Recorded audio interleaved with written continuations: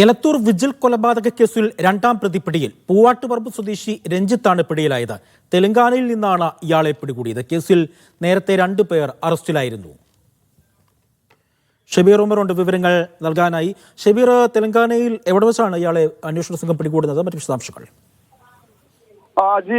തെലങ്കാനയിലെ കമ്മം നഗരത്തിൽ നിന്നാണ് കോഴിക്കോട് സിറ്റി പോലീസ് കമ്മീഷണറുടെ പ്രത്യേക ക്രൈം സ്ക്വാഡ് അംഗങ്ങളും ഒപ്പം തന്നെ എലത്തൂർ പോലീസ് സേനയിലെ അംഗങ്ങളും ചേർന്ന് ഈ പിടിയിലാകാനുള്ള പ്രതിയെ പിടികൂടിയത്. പൂവാട്ടുപറമ്പ് സ്വദേശി രഞ്ജിത്തിനെയാണ് വെസ്റ്റ് ഹിൽസ് ചുങ്കം സ്വദേശിയായിട്ടുള്ള വിജിലിന്റെ തിരോധാന കേസുമായി ബന്ധപ്പെട്ട് ഇപ്പോൾ അറസ്റ്റ് ചെയ്തിരിക്കുന്നത്. ഇയാളെ മാത്രമായിരുന്നു ഈ കേസുമായി ബന്ധപ്പെട്ട് പിടികൂടാനുണ്ടായിരുന്നത്.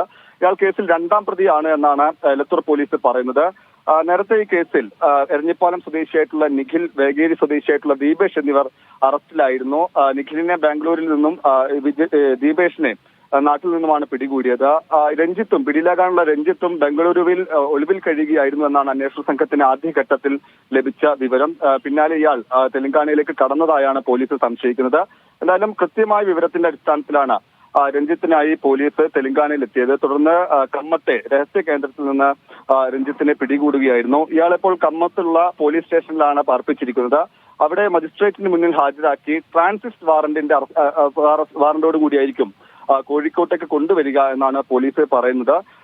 2019 വെസ്റ്റ് ഹിൽ ചുങ്കം സ്വദേശിയായിട്ടുള്ള വിജിലിനെ കാണാതായത്. തുടർന്ന് പോലീസ് അന്വേഷണം നടത്തിയെങ്കിലും അന്ന് കണ്ടെത്താൻ കഴിഞ്ഞില്ല. പിന്നീടാണ് പുനരന്വേഷണത്തിലാണ് വിജില് ലഹരി ഉപയോഗത്തിനിടെ മരിച്ചുവെന്നും സുഹൃത്തുക്കൾ കുഴിച്ചിട്ടുവെന്നും പോലീസ് കണ്ടെത്തിയത്. തുടർന്ന് നടത്തിയ തെരച്ചിലിൽ വിവരങ്ങൾ നൽകിയത് കോഴിക്കോട്.